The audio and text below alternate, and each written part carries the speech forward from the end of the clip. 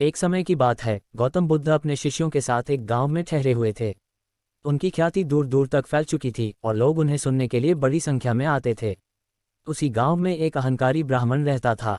वह स्वयं को सबसे श्रेष्ठ समझता था और दूसरों को तुच्छ मानता था। जब उसने सुना कि बुद्ध के प्रवचनों को सुनने हजारों लोग आ रहे हैं तो उसे ईर्ष्या हुई।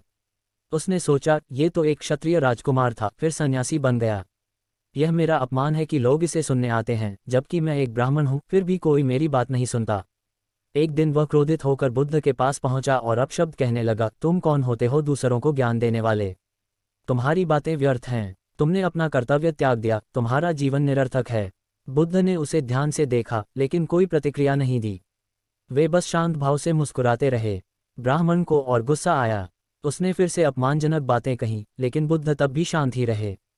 जब ब्राह्मण का क्रोध कुछ शांत हुआ तो बुद्ध ने शांतिपूर्ण स्वर में पूछा, ब्राह्मण, यदि कोई व्यक्ति तुम्हारे पास एक उपहार लेकर आए, लेकिन तुम उसे स्वीकार न करो, तो वह उपहार किसके पास रहेगा? ब्राह्मण ने उत्तर दिया, यदि मैं स्वीकार नहीं करूंगा तो उपहार देने वाले के पास ही रहेगा। बुद्ध मुस्कुराए और बोले, ठीक वैसे ही, यदि कोई व्यक्ति अपशब्द कहता है और दूसरा उसे स्वीकार नहीं करता तो वे अपशब्द उसी व्यक्ति के पास रह जाते हैं। ब्राह्मण स्तब्ध रह गया। उसने महसूस किया कि उसका अहंकार ही उसकी सबसे बड़ी कमजोरी थी। ब्राह्मण को अपनी गलती का एहसास हुआ। उसने बुद्ध के चरणों में गिरकर क्षमा मांगी और विनम्रता से पूछा, भगवान, मुझे सही मार्ग दिखाए।